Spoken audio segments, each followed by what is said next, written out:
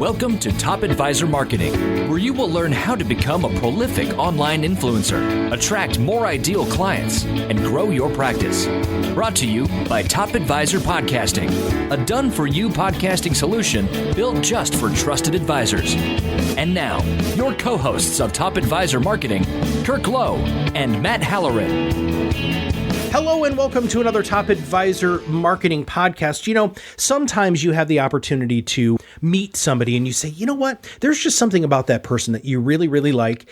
And our guest today is that person. I had a conversation with her a little while ago with a wonderfully failed recording of our first shot at this podcast, which after we've done 180 of these things, it's the first time that audio just miraculously disappeared. So we get a do-over, which is awesome because you guys are going to freaking love Erica.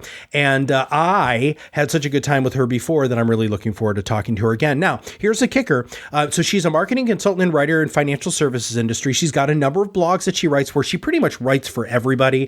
HuffPo, Business Insider, Money Magazine, finance writer for Every Girl, Every Mom, and Cupcakes and Cashmere. So, I mean, she is a writer. We're going to talk a little bit today about doing an internal press release and the power of making sure that you're writing really good content. So, Erica, welcome to the show again.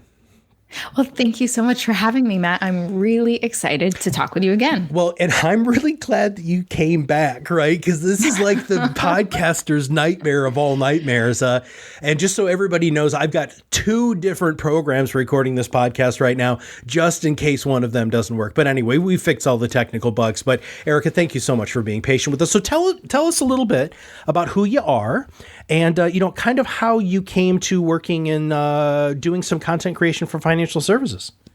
Sure.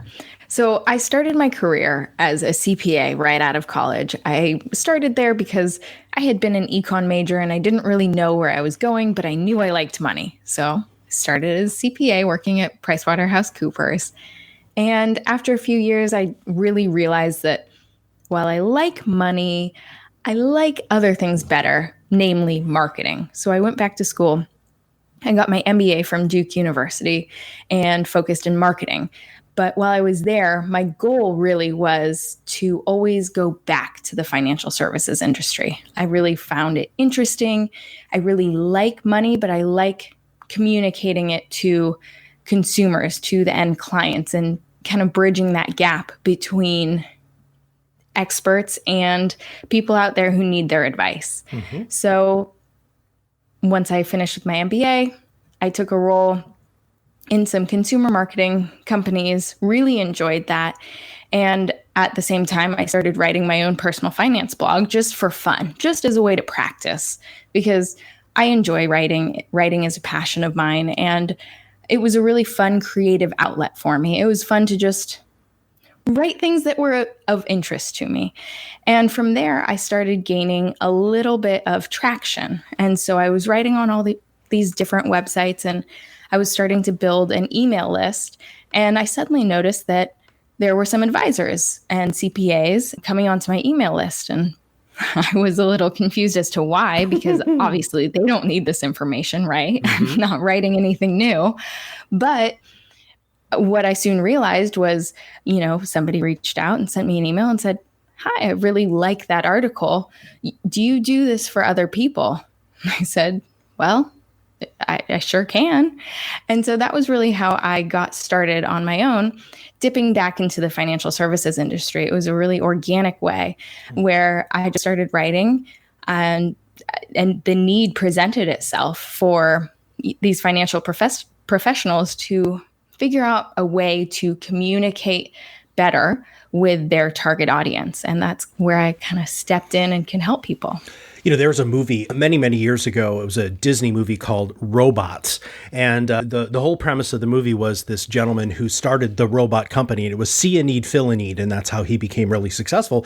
And Erica, that's exactly where you have come. You saw a need and you knew that you had the potential and the capacity and the skill set to fill the need.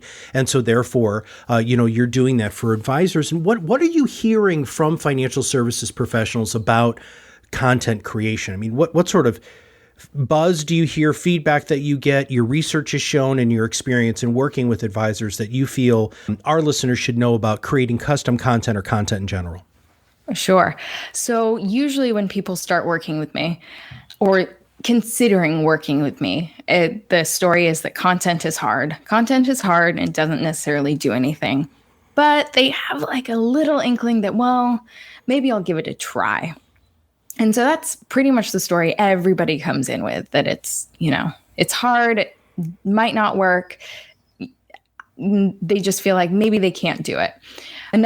But that's obviously not true. Mm-hmm. Another thing that I often hear people say once we've started working together, or, once somebody is doing their own content too, because I do have some people that, we start working together and then they're able to kind of branch off and take what they've learned and what we've kind of built together as a base and run it on their own with, an assistant or something.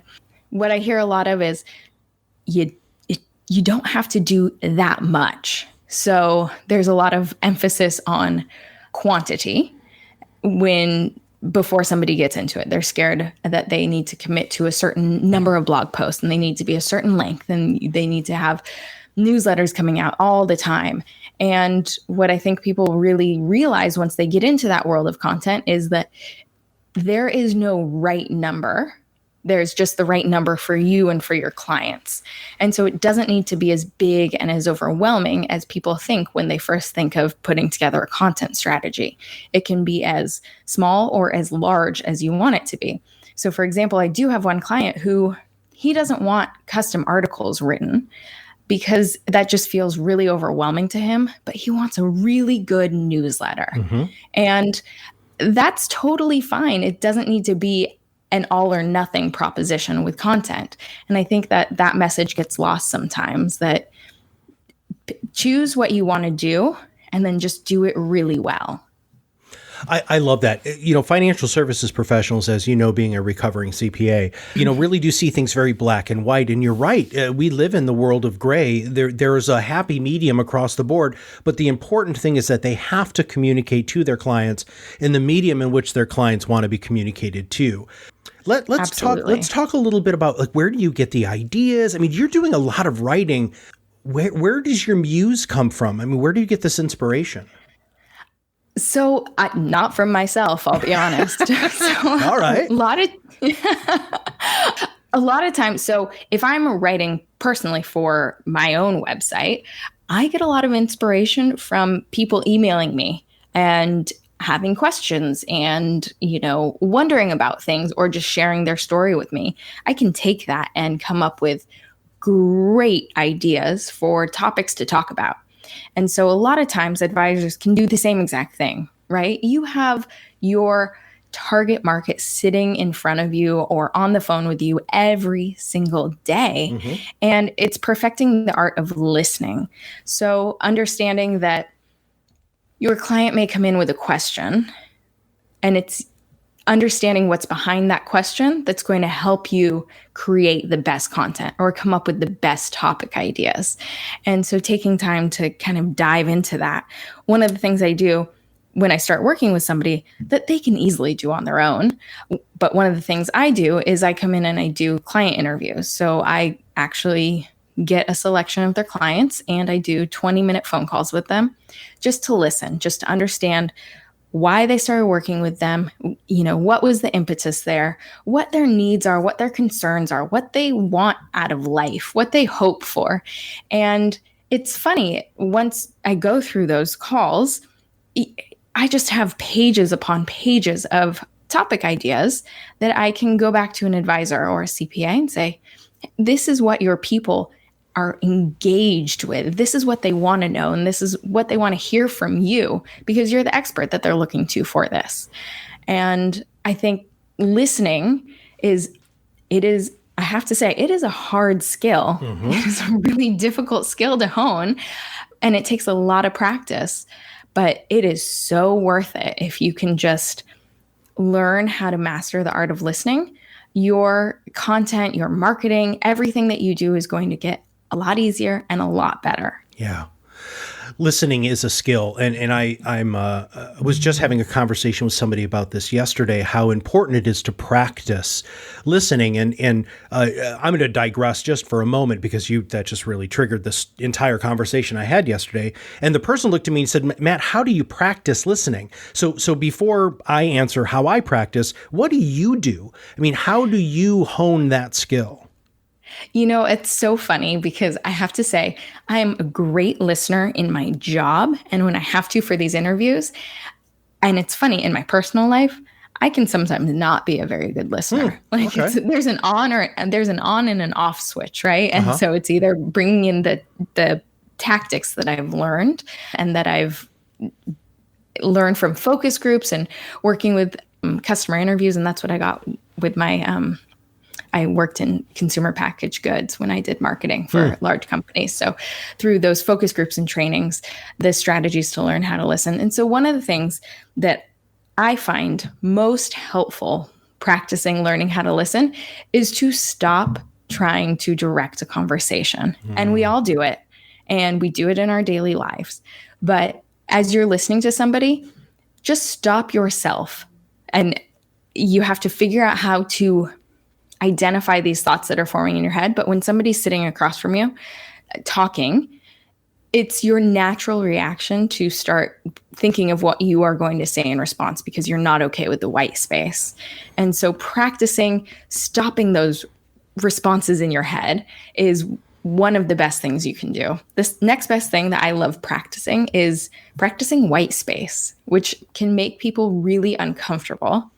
But there's a lot that can come out of giving those blank spaces in conversation. So if I was to ask you a question and I'm letting it unfold naturally with you, if you pause for a few seconds and I jump in, I'm cutting off whatever you were going to say. And I'm all of a sudden not being a very good listener.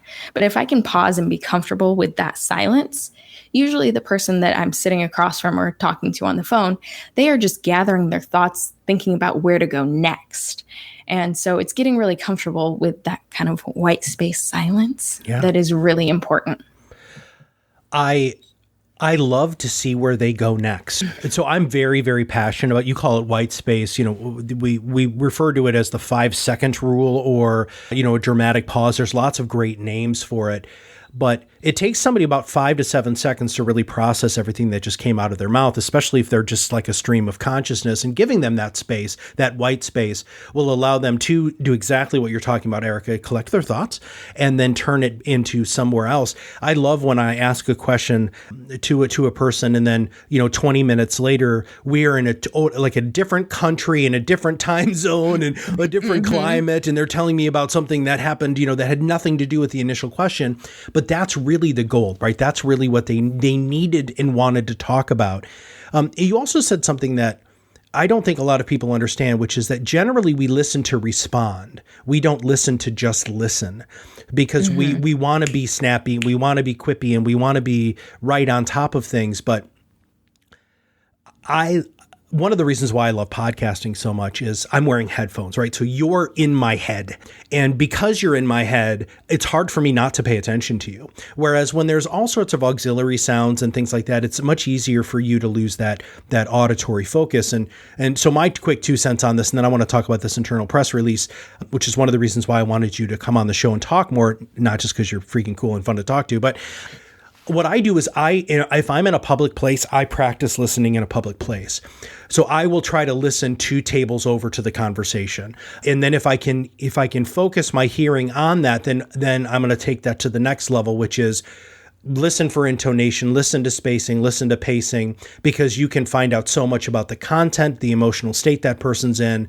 And I do that all the time. And I actually teach my family to do that too. Now, sometimes it drives my family crazy because like you, sometimes the people who I should listen to the most, I don't do as good of a job listening, but I'm in the same situation where I listen for a living and I talk for a living. So the last 2 things I want to do when I'm done working are talk or listen. So I have to do some hard resets there. Yep, exactly. I like to say that I'm a good listener, and my husband always gives me side eye when I say that. He's like, "No, you're not." I'm like, "No." My wife does that. My wife does the total same thing. She like, really, what did I just say? And I'm like, damn it, I totally forgot what you just said. I love you. Well, the other thing, Erica, and this would be a fun whole other podcast that you and I should do, just for giggles, but. I've been with my wife for 20 years, our 20th anniversary is this year, and I've heard her voice every day for 20 years. There is proof that from a neuroreceptor capacity that her voice is not as loud as everybody else's voice because my brain has heard it so much. It's like if you work in a factory, and there's an ambient noise in the factory, right? Your brain will tune out that ambient noise over time, right? So that's one of the reasons why we as successful people in relationships have to practice and have to reset some of that stuff to make sure that that you're paying attention to your significant other. But let's talk about paying attention to people using an internal press release. Help us with, you wrote an article about this. It's in Medium. And by the way, we'll have the link in the show notes. But let's talk about that article, or the article that sparked this whole idea. Sure. So this idea it's not mine, but I've taken it from, I used to work at Amazon, and at Amazon, the thing that they do best is putting the customer first. Everything starts with the customer and what they need and what they want, and they work backwards from there.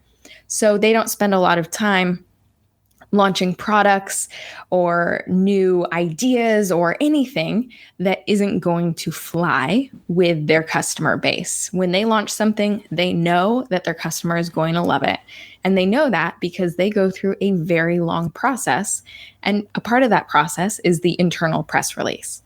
And so I've taken that and I use it personally, and I know a lot of people do as well. I don't use it as intensely as they do there because it would take months for internal press releases to be done. And it was a lot. But the idea with an internal press release is that anyone, I mean, as a business owner, you have so many ideas for what you want to do. And these ideas sound so great when they're in your head, when you're talking to a coworker, when you're talking to your spouse, these ideas are the best, and they are going to be the thing that moves the needle in your business.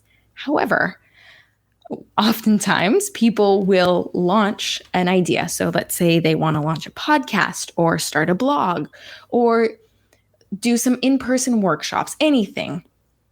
They'll launch this idea and they'll have lackluster results. Mm-hmm.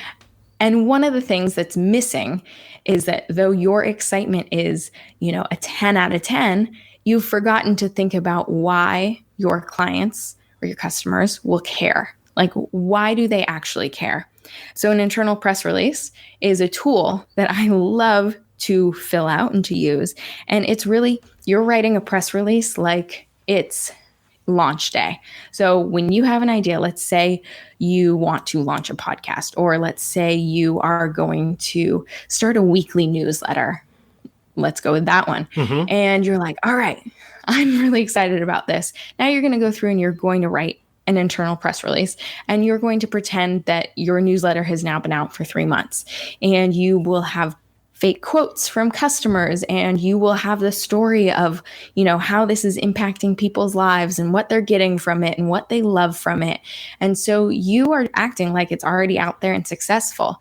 And doing this, it really helps people drill down to, what will my customers say about this? Why would they actually want to read this weekly newsletter? What's in it for them? And it helps you kind of bring that, shift your perspective really back to, bring the focus back to the customer, or your client, which is really the most important thing for your business. My God, people, I really hope you guys just all wrote stuff down on that, because that is, one, it's brilliant marketing planning. Brilliant marketing planning. When you had talked about this before with the Lost podcast, I brought this to my team immediately, and I was like, oh my God, I just interviewed, Erica. She just brought this stuff up. We have to talk about doing this, because when we change the focus to being a desired outcome based, it changes.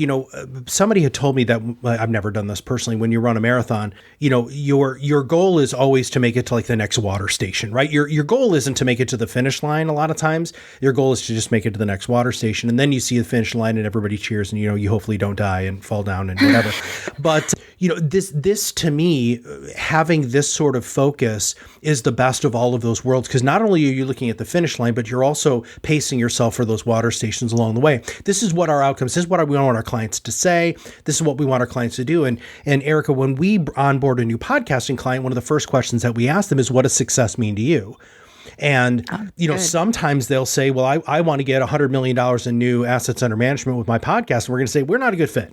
That's it. That's not going to happen. Now, it might happen in 10 years. It might happen in 5 years, but it's definitely not going to happen within the 12-month agreement that you set with us, right? So and if your financial advisor does that, or your CPA or your estate planning attorney or real estate agent do this internal press release, it's also a good gauge to make sure that there are realistic expectations. That's one of the things that kills relationships in general, whether it's personal or professional, is unrealistic expectations. Now, if anybody has been paying close attention, which of course they have, because what else are they doing besides probably sitting on a treadmill, going for a walk, or being in their car listening to the podcast, they probably want to know more about what they can do to engage you. So if you don't mind, how can our listeners say, man, something about Erica, I just really like her a lot.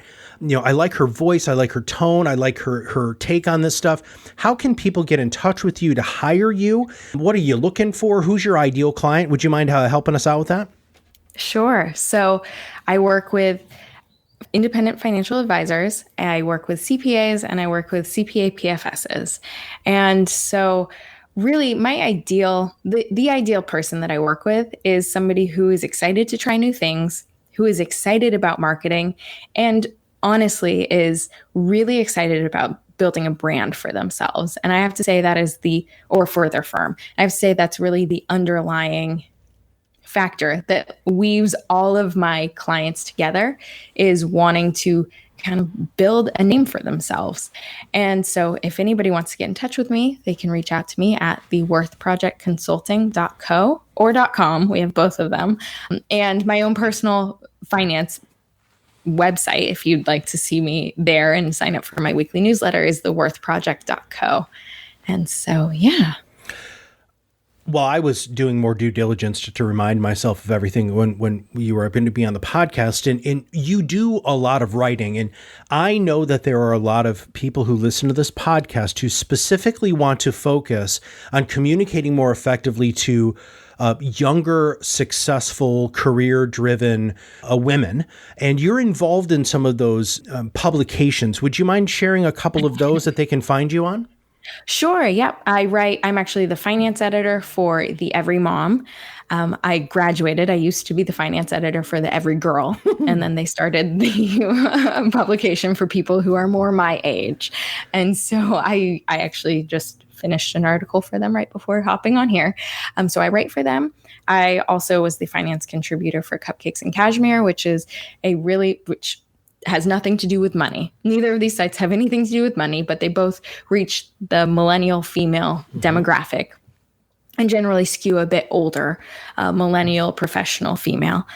And so those are two of the really main sites that you can find me on for my writing that is female focused. I also have a weekly column on Forbes where I interview women about negotiation. And so that's very, very much a female focused professional space that I write on. And for those listening who do want to target that demographic, please understand that utilizing other people's thought leadership and then putting your comments on top of it, like, hey, I just found this amazing article by, Erica Gellerman. She wrote about this with negotiation with this top, female, executive of this company. These are the sorts of women that we love to work with. Man, that makes you look super, super good, right? That you're plugged into we'll talk about that. I mean, how you do marketing. I mean, you have a marketing mindset. What sort of ways could they use your content to get to this audience? I mean, my content, or really any content that you find interesting out there, I like to tell people when they are looking for content to share and engage is to step outside of only the zone of money, because I feel like sometimes we get a little pigeonholed in that. So think about what other things are going on in their life that they are concerned about and find content that relates to that. A lot of it actually, which I've found that a lot of people engage with really well, specifically from that demographic, is personal development and career content. And that is great stuff to share. So if you can find very thoughtful articles related to career, if you're focusing on women, if you can find very thoughtful articles related to the balance of motherhood and earning or motherhood and working, those pieces are gold. And they show somebody that you are empathetic with what they're going through. You get them and you understand them outside of just the asset under management number. You understand them as a person and as a well-rounded person. So really don't be afraid to reach beyond the money articles, because there is so much out there. And that's really how you can build a much deeper and more meaningful connection with somebody, is to understand that they're dynamic, they have all of these different interests, and so do you, and connect with them on those. And that's what we want in our outgoing communication to our clients and prospects, is for them to feel and understand who we are, and really that we're talking directly to them. So Erica, it's such a pleasure to have you on the show. I'd like to have you come back another time and talk a little bit more deeply about marketing specifically to millennial women, if you don't mind. Don't mind. Okay, that'd be freaking awesome. I think there's definitely a huge opportunity out there that everybody seems to overlook. Yeah, I don't get that at all. In fact, one of the ladies who I just interviewed, she's the Woman of the Year for an organization called WIFS. And she was just an amazing guest, and she's just an amazing human on top of being an unbelievable financial services professional, financial planner. But that's who she focuses on. And she's like, Matt, you don't understand. I can't keep up with it.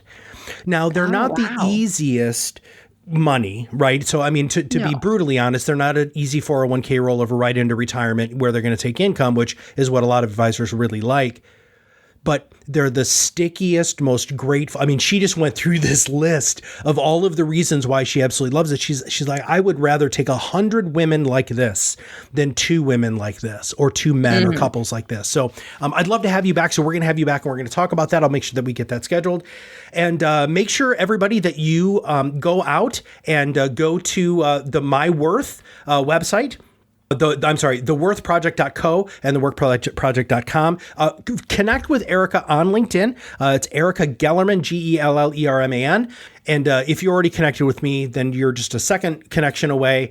Hire her, have her do some writing for you. Use her articles, use her thought leadership. Follow her on social, because she's also going to connect you to that audience. If you want to start paying attention to one of the largest demographics that very few people pay attention to, number one. Number two, that are going to have 90% of the wealth at some point in their life, which is another huge statistic. And 70% of women leave their husband's financial advisor because they don't feel like the financial advisor talks to them. So if you're able to communicate to them using great content written by a great person that we love at Top Advisor Marketing, then please make sure that you follow Erica. So Erica, thanks for being on the show.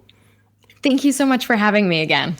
Please, if you all have a moment, rate us on iTunes. I know I've said this a couple of times, but if you have subscribed to the podcast, all you have to do is click that stars button. It's super helpful to us, and it also provides us feedback. If you know of a person who'd be a great guest, or if you have a topic idea for the Top Advisor Marketing Podcast, all you have to do is email me at topadvisorm.com. That's Matt at topadvisorm.com. And finally, if you know somebody who needs to hear this podcast, just click that share button, and that way Erica's thought leadership can come from you, and they're going to be truly grateful for you being a great friend and a great professional. So for everybody at The Worth Project and Top Advisor Marketing, this is Matt Halloran, and we'll see you on the other side of the mic very soon. Are you ready to change the way you communicate with your clients? Are you tired of being the best kept secret in your area? Learn how to become a prolific online influencer, attract more ideal clients, and grow your business. Contact us today and see what the power of podcasting can do for your business. Click on the Contact Us link on our website at topadvisormarketing.com and set up a call to learn more. Follow us on LinkedIn and Facebook for more updates and information. This was brought to you by Iris.xyz, a platform helping financial professionals become better in business and life through new media and new voices.